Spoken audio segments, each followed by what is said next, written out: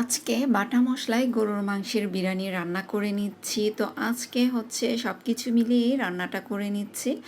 আর এদিক দিয়ে দেখেন সাজুনি-গুজুনি বুড়ি একটা কীভাবে সাজুগুজু করতেছে। তো কার, কার বাসায় এরকম একটা বুড়ি আছে সাজুগুজু নিয়ে ব্যস্ত থাকে? আসসালামু আলাইকুম। তো আজকে হচ্ছে সকালবেলায় মাংসটা বের করে নিয়েছিলাম, গরুর মাংস।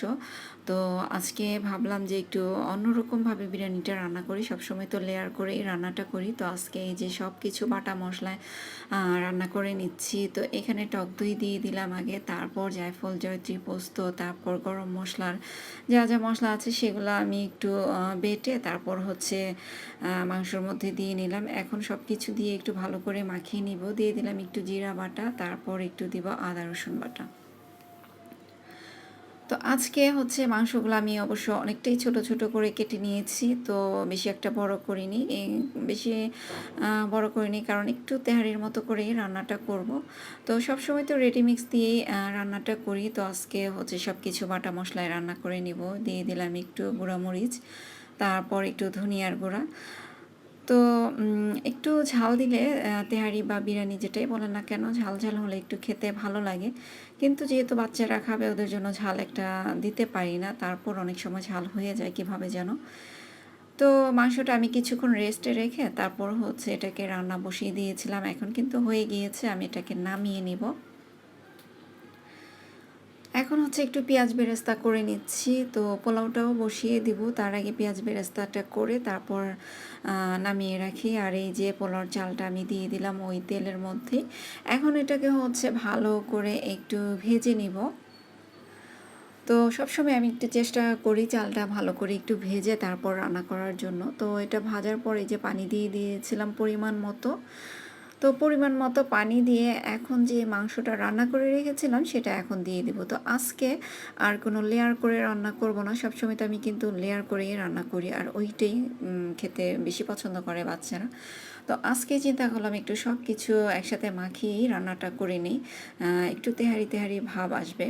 তো এর মধ্যে আমি কিন্তু একটা আলুও দিয়ে দিয়েছিলাম। তো এখন এটাকে একটু জাল করে তারপরে দমে রেখে দিব।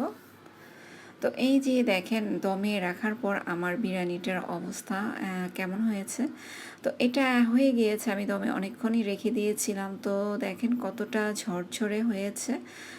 তো এখন নাড়াচাড়া দিয়ে নিচ্ছি আরেকবার। তো আমার কাছে তো বিরিয়ানি বলেন, পোলাও বলেন সব কিছুই ভালো লাগে।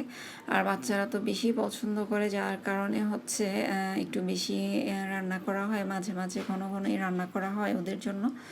তো এটা নাড়াচাড়া দেওয়ার পরে এখন একটু উপর দিয়ে পেঁয়াজ বেরেস্তা দিয়ে নিচ্ছি, আর বাকিটা রেখে দিলাম, এটা পরে দিব যখন পরিবেশন করা হবে তখন। তো সবাইকে খাওয়া দাওয়া করিয়ে দুপুরবেলা এখন হচ্ছে আমার প্লেটটা আমি একটু পরিবেশনের জন্য সাজিয়ে নিলাম। এই যে পেঁয়াজ বেরেস্তাটা এখন খাবো, যার কারণে ওপরে একটু ছিটিয়ে দিলাম আবার।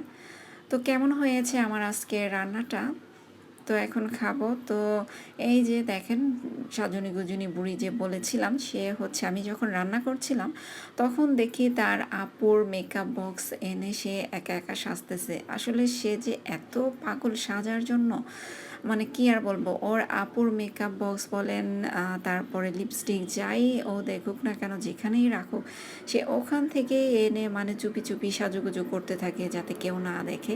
তো এই যে এখনও সে একই কাজ করতেছে, ওর আপু বাসায় নেই, তো ওর আপুর মেকআপ বক্স এনে সে হচ্ছে এখানে সাজতেছে। তো আমি যেহেতু আবার দেখে ফেলছি এই জন্য আবার একটু ভিডিও করে নিলাম এই ফাঁকে। তো কার কার বাসায় এরকম বাচ্চারা সাজুগুজু করতে পছন্দ করে?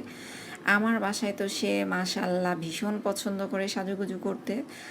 তো এটা অবশ্য ছোটোবেলায় মনে একটু সবারই শখ থাকে। তো এরকম হয়তো আমরাও ছিলাম এক সময় ছোটোবেলায়।